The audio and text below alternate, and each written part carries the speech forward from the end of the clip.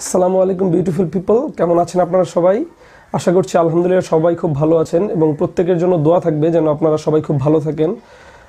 ফেসবুকে আমার পেজ এবং গ্রুপে আমাকে অনেকেই নক করেছে যে ভাইয়া প্লিজ আপনি ইংলিশ স্পিকিংয়ের উপরে কিছু কথা বলেন, ইংলিশ স্পিকিংয়ের উপরে কিছু পার্ট নিয়ে আসেন এবং সেটার উপরে কিছু ক্লাস তৈরি করেন। তো আমি সেটার উপর ডিপেন্ড করে ভাবতেছিলাম যে আমি কয়েকটি পার্ট নিয়ে আসি, কয়েকটি ক্লাস, কয়েকটি ভিডিও তৈরি করি যে ইংলিশ স্পিকিংয়ের উপরে, যেটা হচ্ছে আপনারা যারা চাচ্ছেন তাদের যেন কিছুটা উপকার হয়। তো সেই অনুযায়ী আজকে আমরা একটি পার্ট শুরু করতে যাচ্ছি এবং আজকের পর থেকে ধারাবাহিকভাবে হয়তো 15-20টা ইংলিশ স্পিকিংয়ের স্ট্রাকচার উপরে কিছু পার্ট আসবে। আপনারা যারা আমার চ্যানেলটিতে এখনও জাননি, ইউটিউবে গিয়ে আপনারা ল্যান্ড অফ লার্নিং লিখে সার্চ করলেই পেয়ে যাবেন এবং যারা ফেসবুকে দেখতেছেন তারা তো অবশ্যই আমার পেজ এবং গ্রুপে জয়েন থাকবেন যাতে করে নিয়মিত আপডেটগুলো পান। সো সেটার উপর ভিত্তি করে আজকে আমরা প্রথম একটি স্ট্রাকচার শিখতে যাচ্ছি। আপনারা ইতিমধ্যে স্ক্রিনের উপর দেখতে পাচ্ছেন যে স্ট্রাকচারটি চলে আসছে। স্ট্রাকচারটি হচ্ছে লাইকলি টু, মানে সম্ভাবনা বোঝায়। সো লাইকলি টু অতীতকালের সম্ভাবনা এবং বর্তমানকালের সম্ভাবনা। যেমন অতীতকালের কথা বলে সম্ভাবনা ছিল এবং বর্তমানকালের কথা বলে সম্ভাবনা আছে, এটার উপর ভিত্তি করে আমরা স্ট্রাকচারটি আজকে তৈরি করব। সো স্ট্রাকচারটির দিকে একটু ফলো করেন। লাইকলি টু বাংলায় লেখা আছে সম্ভাবনা এবং নিচে যে স্ট্রাকচারটি দেওয়া আছে স্ট্রাকচারটির দিকে ফলো করেন।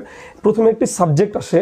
সো সাবজেক্টটি একটি কর্তাও হইতে পারে, যে কোনো ব্যক্তির নাম, কর্তা মানে যে কোনো ব্যক্তির নাম, অথবা কোনো প্রোনাউন ইউজ করতে পারে, যেমন I, you, he, she, they. So একটি প্রোনাউন আসতে পারে। তারপরে আমরা একটা হেল্পিং ভার্ব ইউজ করব। সো যদি বর্তমানকালের কথা হয় তাহলে অ্যাম ইজ আর ইউজ করব এবং অতীতকালের কথা হলে ওয়াজ ওয়ার ইউজ করব হেল্পিং ভার্ব হিসেবে। তারপরেই আমরা লাইকলি টুটা ইউজ করব, সম্ভাবনা বোঝাবে আমাদের কথার ভিতরে। এবং লাইকলি টু, এই টু এর পরে সবসময় ভার্বের বেস ফর্ম আসে 7-8টা ওয়ার্ড ছাড়া। সো আমাদের যেহেতু ওই ওয়ার্ডগুলো নেই এখানে, আমরা খুব সহজভাবে মনে রাখবো টু এর পরে ভার্বের বেস ফর্ম বা প্রেজেন্ট ফর্মটা আসবে এবং তারপরে এক্সটেনশন দিয়ে আমরা বাক্যটা ফুলফিল করব। সো আমি এইভাবে 4-5টা এক্সাম্পল দিই যাতে আপনাদের ক্লিয়ার হয় এবং আপনাদের ক্লিয়ার হলে আপনারা অবশ্যই এক্সাম্পলগুলো আপনাদের কমেন্টস বক্সে 2-1টা করে জানাবেন। এবং আপনারা যাদের আরও যদি বেটার করতে চান তাহলে খাতা কলম নিয়ে বসতে পারেন, স্ট্রাকচারটি লিখে নিজেদের মতো করে বাক্যটা তৈরি করতে পারেন। সো দেখেন আমি এক্সাম্পল দিই, আমি আগে বাংলাটা বলি তারপরে সেটাকে ইংলিশে ট্রান্সলেট করব সেই এক্সাম্পল অনুযায়ী, সেই স্ট্রাকচারটি অনুযায়ী। সো প্রথমে যদি বলি যে জনির A+ পাওয়ার সম্ভাবনা আছে। সো জনির A+ পাওয়ার সম্ভাবনা আছে, এই কথাটি যদি এই স্ট্রাকচার অনুযায়ী তৈরি করি, সো জনি আছে বললাম, এই জন্য present, Johnny is likely to get A+। So জনির A+ পাওয়ার সম্ভাবনা আছে। তারপর যদি আরেকটা কথা বলি, রাকিবের সৌদি আরব যাওয়ার কথা ছিল। সো রাকিব সাবজেক্ট, ওয়াজ, রাকিব সাবজেক্টের সাথে ওয়াজ ব্যবহার করলাম, রাকিব একটা সিঙ্গুলার নাম্বার এই জন্য ওয়াজ likely to go to Saudi Arab. Rakib was likely to go to Saudi Arab. So আরেকটা এক্সাম্পল যদি দেই, বুলবুলের স্কলারশিপটি পাওয়ার কথা ছিল। So Bulbul was likely to get the scholarship। So এইভাবে সেন্টেন্স মেক করতে পারি। যেমন আমি নিজেকে যদি বলি যে আমার চাকরিটি পাওয়ার সম্ভাবনা আছে, so I am likely to get the job.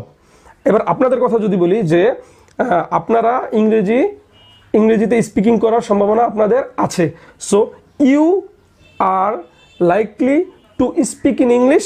এবং যদি বলি যে সম্ভাবনা ছিল তাহলে জাস্ট হয়ে যাবে you were likely to speak in English. So এইটাই হচ্ছে আমাদের প্রথম একটি রুল এবং এইভাবে আমরা প্রতিদিন ছোট ছোট রুল এইভাবে স্ট্রাকচারটি অনুযায়ী ফলো করতে যাব। আপনারা অবশ্যই যারা এই ভিডিওটি দেখতেছেন এবং ইংলিশে স্পিকিং করার ইচ্ছা আছে, আপনারা অবশ্যই এই স্ট্রাকচারটি শেখার পরে অবশ্যই কমেন্টস বক্সে 2টি এক্সাম্পল আপনারা দিতে পারেন। আমি এভালুয়েট করতে পারি, নিজেরাও এভালুয়েট করতে পারেন যে আসলে স্ট্রাকচারটি ফলো করে আপনাদের বাক্যটা হয়েছে কিনা, প্রপারলি বাক্যটা তৈরি করেছেন কিনা। সো এইভাবে আমরা প্রতিদিন একটি করে ভিডিও মেক করব, একটি করে ভিডিও পোস্টও করব ইনশাল্লাহ প্রতিদিন যদি ভালো থাকি তাহলে ভিডিও যদি তৈরি করতে পারি এবং সব কাজ শেষ হয় তাহলে একটি করে ভিডিও পোস্ট করব ইংলিশ স্পিকিংয়ের উপরে এবং আপনাদের ফুল সাপোর্ট যেন আমার সাথে থাকে। এইভাবে আমরা প্রতিদিন একটি করে যদি পার্ট শেষ করতে পারি, 15-20টা ইংলিশ স্পিকিংয়ের উপরে যদি এইভাবে রুল তৈরি করতে পারি এবং ক্লাস নিতে পারি তাহলে ইনশাল্লাহ আপনারা কিছুটা হলেও শিখতে পারবেন বলে আশা করি। এবং সকলেই যারা এখনও আমার চ্যানেলটি ইউটিউবে সাবস্ক্রাইব করেননি আপনারা ল্যান্ড অফ লার্নিংয়ে গিয়ে সাবস্ক্রাইব করে নেবেন এবং ফেসবুকে আমার পেজ এবং গ্রুপে যারা জয়েন হননি তারা জয়েন হবেন আশা করছি। সো নেক্সট ভিডিও আসার আগ পর্যন্ত আপনারা সকলেই ভালো থাকবেন। আসসালামু আলাইকুম।